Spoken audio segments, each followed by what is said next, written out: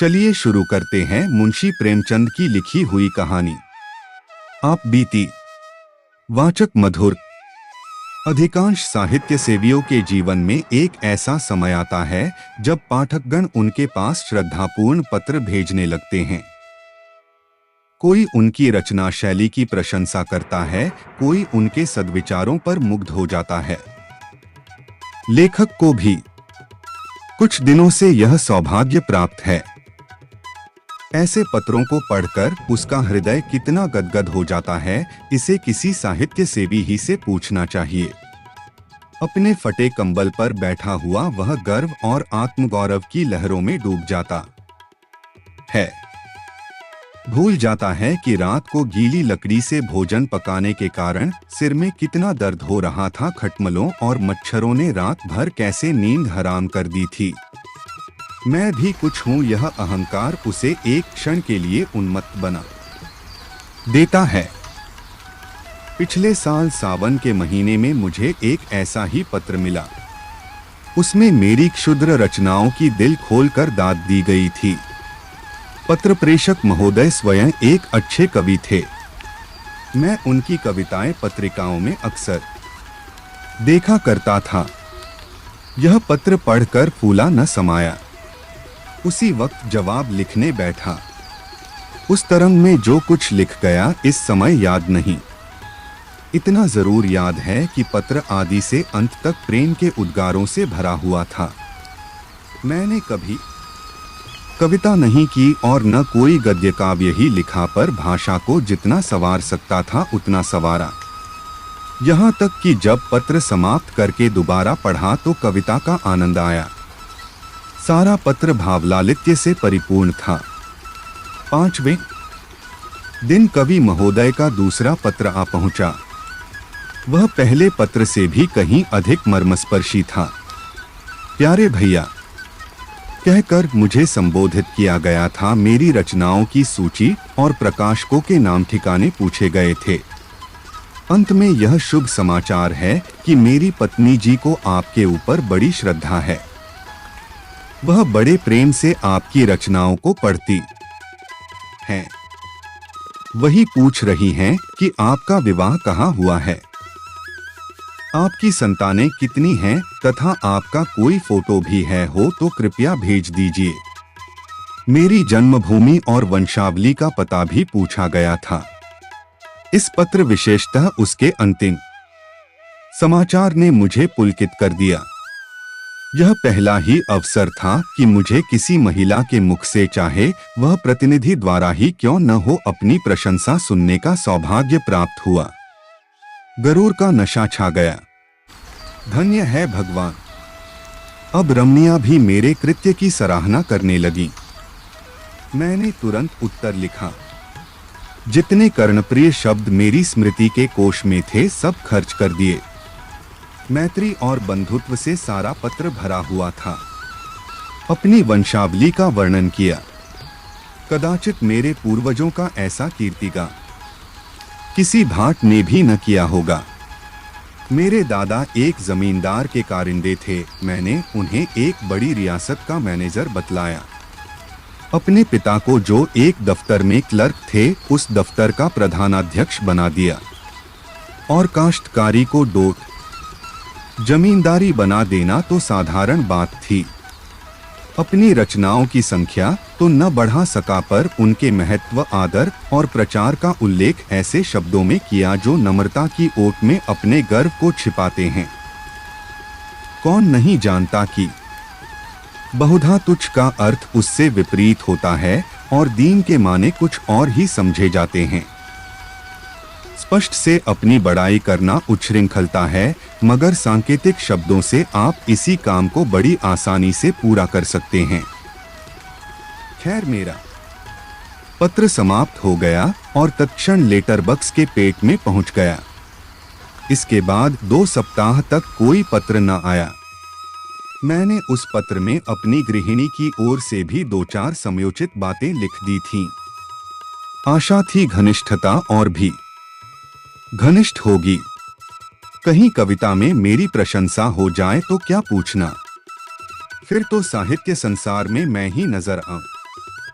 इस चुप्पी से कुछ निराशा होने लगी, लेकिन इस डर से कि कहीं कवि जी मुझे मतलबी अथवा सेंटिमेंटल न समझ लें, कोई पत्र न लिख सका। आश्विन का महीना था और तीसरा पहर। रामलीला की धूम मची हुई थी। मैं अपने एक मित्र के घर चला गया था। ताश की बाजी हो रही थी। सहसा एक महाशय मेरा नाम पूछते हुए आए और मेरे पास की कुर्सी पर बैठ गए। मेरा उनसे कभी का परिचय न था। सोच रहा था यह कौन आदमी है और यहाँ कैसे आया। यार लोग उन महाशय की ओर देखकर आपस में इशारेबाजियां कर रहे थे। उनके आकार प्रकार में कुछ नवीनता अवश्य थी। श्यामवर्ण नाटा डील, मुख पर चेचक के दाग, नंगा सिर, बाल सवारे हुए, सिर्फ सादी कमीज, गले में फूलों की एक माला, पैर में फुलबूट और हाथ में एक मोटी सी पुस्तक। मैंने विस्मित होकर नाम पूछा। उत्तर मिला, मुझे उमापति नारायण कहते हैं। मैं उठकर उनके गले से लिपट गया। यह वही कवि महोदय थे जिनके कई प्रेम पत्र मुझे मिल चुके थे। कुशल समाचार पूछा। पाने इलायची से खातिर की। फिर पूछा आपका आना कैसे हुआ। उन्होंने कहा मकान पर चलिए तो सब वृत्तांत कहूंगा। मैं आपके घर गया था, वहां मालूम हुआ आप यहाँ हैं। पूछता हुआ चला आया। मैं उमापति जी के साथ घर चलने को उठ खड़ा हुआ। जब वह कमरे के बाहर निकल गए तो मेरे मित्र ने पूछा, यह कौन साहब हैं। मैं, मेरे एक नए दोस्त हैं। मित्र, जरा इनसे होशियार रहिएगा, मुझे तो उचक्के से मालूम होते हैं। मैं, आपका अनुमान गलत है। आप हमेशा आदमी को डोट, उसकी सजधज से परखा करते हैं, पर मनुष्य कपड़ों में नहीं हृदय में रहता है। मित्र, खैर ये रहस्य की बातें तो आप जाने, मैं आपको आगाह किए देता हूं। मैंने इसका कुछ जवाब नहीं दिया। उमापति जी के साथ घर पर आया, बाजार से भोजन मंगवाया, फिर बातें होने लगी। उन्होंने मुझे अपनी कई कविताएं सुनाई। स्वर बहुत सरस और मधुर था। कविताएं तो मेरी समझ में खाक न आई, पर मैंने तारीफों के पुल बांध दिए। झूम झूम कर वाह वाह करने लगा, जैसे मुझसे बढ़कर कोई काव्य रसिक संसार में न होगा। संध्या को हम रामलीला देखने गए। लौटकर उन्हें फिर भोजन कराया। अब उन्होंने अपना वृत्तांत सुनाना शुरू किया। इस समय वह अपनी पत्नी को लेने के लिए कानपुर जा रहे हैं। उसका मकान कानपुर ही में है। उनका विचार है कि एक मासिक पत्रिका निकालें। उनकी कविताओं के लिए एक प्रकाशक 1,000 रु देता है, पर उनकी इच्छा तो यह है कि उन्हें पहले पत्रिका में क्रमशः निकालकर फिर अपनी ही लागत से पुस्तकाकार छपवाएं। कानपुर में उनकी जमींदारी भी है, पर वह साहित्यिक जीवन व्यतीत करना चाहते हैं। जमींदारी से उन्हें घृणा है। उनकी स्त्री एक कन्या विद्यालय में प्रधानाध्यापिका है। आधी रात तक बातें होती रहीं। अब उनमें से अधिकांश याद नहीं हैं। हाँ, इतना याद है कि हम दोनों ने मिलकर अपने भावी जीवन का एक कार्यक्रम तैयार कर लिया था। मैं अपने भाग्य को सराहता था कि भगवान ने बैठे बैठाए ऐसा सच्चा मित्र भेज दिया। आधी रात बीत गई तो सोए। उन्हें दूसरे दिन 8 बजे की गाड़ी से जाना था। मैं जब सोकर उठा तब 7 बज चुके थे। उमापति जी हाथ मुंह धोए तैयार बैठे थे। बोले, अब आज्ञा दीजिए, लौटते समय इधर ही से जाऊंगा। इस समय आपको कुछ कष्ट दे रहा हूं, क्षमा कीजिएगा। मैं कल चला तो प्रातःकाल के 4 बजे थे। 2 बजे रात से पड़ा जाग रहा था कि कहीं नींद न आ जाए। बल्कि यूं समझिए कि सारी रात जागना पड़ा, क्योंकि चलने की चिंता लगी हुई थी। गाड़ी में बैठा तो झपकियां आने लगी। कोट उतार कर रख दिया और लेट गया। तुरंत नींद आ गई। मुगल सराय में नींद खुली। कोट गायब। नीचे ऊपर चारों तरफ देखा, कहीं पता नहीं। समझ गया किसी महाशय ने उड़ा दिया। सोने की सजा मिल गई। कोट में 50 रुपये खर्च के लिए रखे थे, वे भी उसके साथ उड़ गए। आप मुझे 50 रुपये दें। पत्नी को मैके से लाना है, कुछ कपड़े वगैरह ले जाने पड़ेंगे। फिर ससुराल में सैकड़ों तरह के नेकजोग लगने हैं। कदम कदम पर रुपए खर्च होते हैं। न खर्च कीजिए तो हंसी हो। मैं इधर से लौटूंगा तो देता जाऊंगा। मैं बड़े संकोच में पड़ गया। एक बार पहले भी धोखा खा चुका था। तुरंत भ्रम हुआ कहीं अब की फिर वही दशा न हो। लेकिन शीघ्र ही मन के इस अविश्वास पर लज्जित हुआ। संसार में सभी मनुष्य एक से नहीं होते। यह बेचारे इतने सज्जन हैं, इस समय संकट में पड़ गए हैं और मिथ्या संदेह में पड़ा हुआ हूं। घर में आकर पत्नी से कहा, तुम्हारे पास कुछ रुपए तो नहीं हैं? स्त्री, क्या करोगे? मैं मेरे मित्र जो कल आए हैं उनके रुपए किसी ने गाड़ी में चुरा लिए। उन्हें बीवी को विदा कराने ससुराल जाना है। लौटती बार देते जाएंगे। पत्नी ने व्यंग्य करके कहा, तुम्हारे यहाँ जितने मित्र आते हैं सब तुम्हें ठगने ही आते हैं। सभी संकट में पड़े रहते हैं। मेरे पास रुपए नहीं हैं। मैंने खुशामद करते हुए कहा, लाओ दे दो। बेचारे तैयार खड़े हैं, गाड़ी छूट जाएगी। स्त्री कह दो, इस समय घर में रुपए नहीं हैं। मैं यह कह देना आसान नहीं है। इसका अर्थ तो यह है कि मैं दरिद्र ही नहीं मित्रहीन भी हूं। नहीं तो क्या मेरे लिए 50 रुपये का इंतजाम न हो सकता? उमापति को कभी विश्वास न आएगा कि मेरे पास रुपए नहीं हैं। इससे तो कहीं अच्छा हो कि साफ साफ यह कह दिया जाए कि हमको आप पर भरोसा नहीं है, हम आपको रुपए नहीं दे सकते। कम से कम अपना पर्दा तो ढका रह जाएगा। श्रीमती ने झुंझलाकर संदूक की कुंजी मेरे आगे फेंक दी और कहा, तुम्हें जितना बहस करना आता है उतना कहीं आदमियों को परखना आता तो अब तक आदमी हो गए होते। ले जाओ, दे दो। किसी तरह तुम्हारी मर्जाद तो बनी रहे। लेकिन उधार समझकर मत दो, यह समझ लो कि पानी में फेंके देते हैं। मुझे आम खाने से काम था, पेड़ गिनने से नहीं। चुपके से रुपए निकाले और लाकर उमापति को दे दिए। फिर लौटती बार आकर रुपए दे जाने का आश्वासन देकर वह चल दिए। 7वें दिन शाम को वह घर से लौट आए। उनकी पत्नी और पुत्री भी साथ थीं। मेरी पत्नी ने शक्कर और दही खिलाकर उनका स्वागत किया। मुँह दिखाई के 20 रुपये दिए। उनकी पुत्री को भी मिठाई खाने को 2 रुपये दिए। मैंने समझा था उमापति आते ही आते मेरे रुपए गिनने लगेंगे, लेकिन उन्होंने पहर रात गए तक रुपयों का नाम भी नहीं लिया। जब मैं घर में सोने गया तो बीवी से कहा, इन्होंने तो रुपए नहीं दिए जी। पत्नी ने व्यंग्य से हंसकर कहा, तो क्या सचमुच तुम्हें आशा थी कि वह आते ही आते तुम्हारे हाथ में रुपए रख देंगे? मैंने तो तुमसे पहले ही कह दिया था कि फिर पाने की आशा से रुपए मत दो। यही समझ लो कि किसी मित्र को सहायतार्थ दे दिए। लेकिन तुम भी विचित्र आदमी हो। मैं लज्जित और चुप हो रहा। उमापति जी 2 दिन रहे।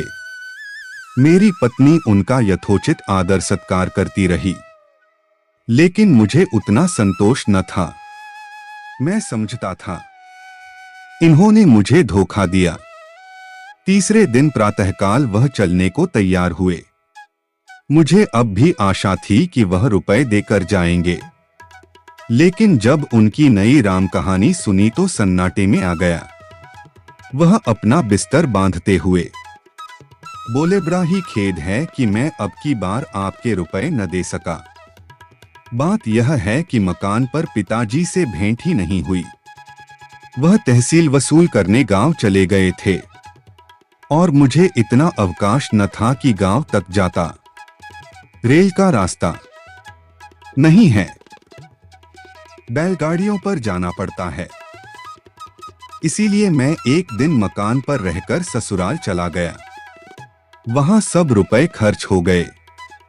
विदाई के रुपए न मिल जाते तो यहां तक आना कठिन था। अब मेरे पास रेल का किराया तक नहीं है। आप मुझे 25 रु और दे दें, मैं वहां जाते ही भेज दूंगा। मेरे पास इक्के तक का किराया नहीं है। जी में तो आया कि टकासा जवाब दे दूं, पर इतनी अशिष्टता न हो सकी। फिर पत्नी के पास गया और रुपए मांगे। अब कि उन्होंने बिना कुछ कहे सुने रुपए निकालकर मेरे हवाले कर दिए। मैंने उदासीन भाव से रुपए उमापती जी को दिए। जब उनकी पुत्री और अर्धांगिनी जीने से उतर गईं, तो उन्होंने बिस्तर उठाया और मुझे प्रणाम किया। मैंने बैठे बैठे सर हिलाकर जवाब दिया। उन्हें सड़क तक पहुंचाने भी न गया। एक सप्ताह के बाद उमापती जी ने लिखा, मैं कार्यवश बरार जा रहा हूं, लौटकर रुपए भेजूंगा। 15 दिन के बाद एक पत्र लिखकर कुशल समाचार पूछे। कोई उत्तर न आया। 15 दिन के बाद फिर रुपयों का तकाजा किया, उसका भी कुछ जवाब न मिला। 1 महीने के बाद फिर तकाजा किया, उसका भी यही हाल। एक रजिस्ट्री पत्र भेजा, वह पहुंच गया, इसमें संदेह नहीं, लेकिन जवाब उसका भी न आया। समझ गया समझदार जोरू ने जो कुछ कहा था वह अक्षरशः सत्य था। निराश होकर चुप हो रहा। इन पत्रों की मैंने पत्नी से चर्चा भी नहीं की और न उसी ने कुछ इस बारे में पूछा। इस कपट व्यवहार का मुझ पर वही असर पड़ा जो साधारणतः स्वाभाविक रूप से पड़ना चाहिए। कोई ऊंची और पवित्र आत्मा इस छल पर भी अटल रह सकती थी। उसे यह समझकर संतोष हो सकता था कि मैंने अपने कर्तव्य को पूरा कर दिया। यदि ऋणी ने ऋण नहीं चुकाया तो मेरा क्या अपराध, पर मैं इतना उदार नहीं हूं। यहां तो महीनों सिर खपाता हूं, कलम घिसता हूं, तब जाकर नगद नारायण के दर्शन होते हैं। इसी महीने की बात है, मेरे यंत्रालय में एक नया कंपोजिटर बिहार प्रांत से आया। काम में चतुर जान पड़ता था। मैंने उसे 15 रु मासिक पर नौकर रख लिया। पहले किसी अंग्रेजी स्कूल में पढ़ता था।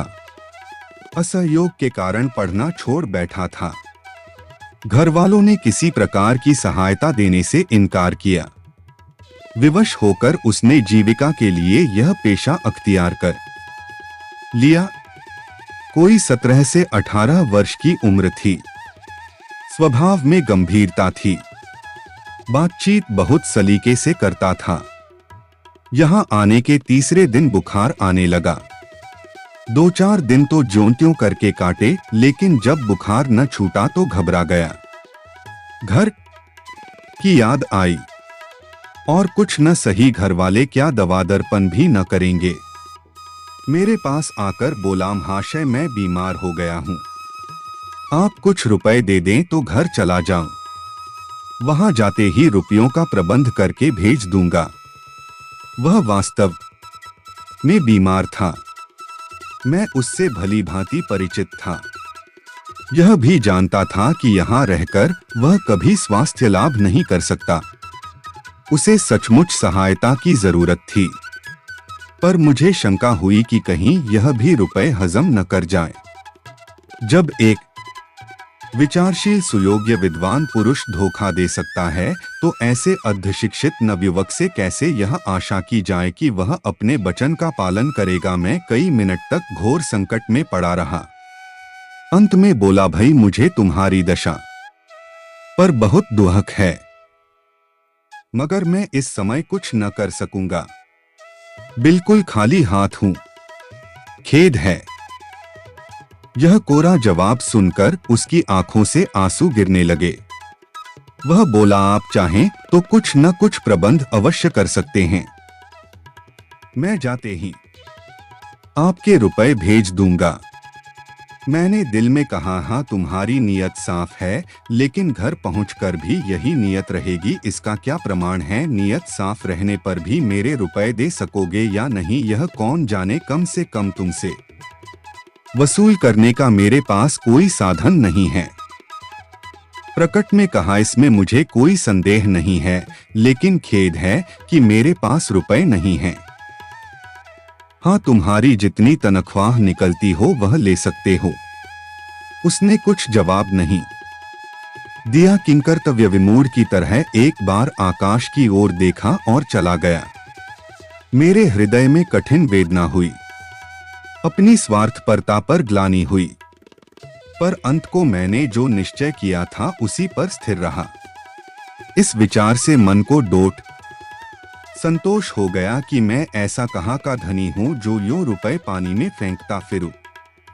यह है उस कपट का परिणाम जो मेरे कवि मित्र ने मेरे साथ किया। मालूम नहीं आगे चलकर इस निर्बलता का क्या कुफल निकलता, पर सौभाग्य से उसकी नौबत न आई। ईश्वर को मुझे इस अपयश से बचाना मंजूर था।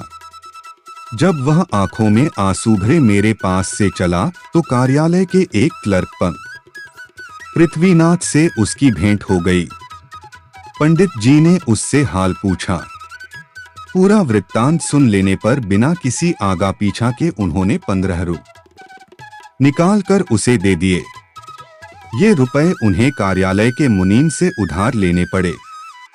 मुझे यह हाल मालूम हुआ तो हृदय के ऊपर से एक बोझ सा उतर गया। अब वह बेचारा मजे से अपने घर पहुंच जाएगा। यह संतोष मुफ्त ही में प्राप्त हो गया। कुछ अपनी नीचता पर लज्जा भी आई। मैं लंबे लंबे लेखों में दया, मनुष्यता और सद्व्यवहार का उपदेश किया करता था, पर अवसर पड़ने पर साफ जान बचाकर निकल गया। और यह बेचारा क्लर्क जो मेरे लेखों का भक्त था इतना उदार और दयाशील निकला। गुरु गुड़ ही रहे, चेला शक्कर हो गए। खैर, उसमें भी एक व्यंग्यपूर्ण संतोष था कि मेरे उपदेशों का असर मुझ पर न हुआ, न सही दूसरों पर तो हुआ। चिराग के तले अंधेरा रहा तो क्या हुआ, उसका प्रकाश तो फैल रहा है। पर कहीं बेचारे को रुपए न मिले, और शायद ही मिले इसकी बहुत कम आशा है, तो खूब छकेंगे। हजरत को आड़े हाथों लूंगा। किंतु मेरी यह अभिलाषा न पूरी हुई। 5वें दिन रुपए आ गए।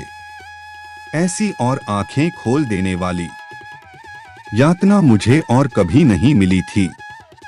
खैरियत यही थी कि मैंने इस घटना की चर्चा स्त्री से नहीं की थी, नहीं तो मुझे घर में रहना भी मुश्किल हो जाता। उपर्युक्त वृत्तांत लिखकर मैंने एक पत्रिका में भेज दिया। मेरा उद्देश्य केवल यह था कि जनता के सामने कपट व्यवहार के कुपरिणाम का एक दृश्य रखूं। मुझे स्वप्न में भी आशा न थी कोई प्रत्यक्ष फल निकलेगा। इसी से जब चौथे दिन अनायास मेरे पास 75 रु का मनी ऑर्डर पहुंचा तो मेरे आनंद की सीमा न रही। प्रेषक वही महाशय थे उमापति। कूपन पर केवल क्षमा लिखा हुआ था। मैंने रुपए ले जाकर पत्नी के हाथों में रख दिए और कूपन दिखलाया।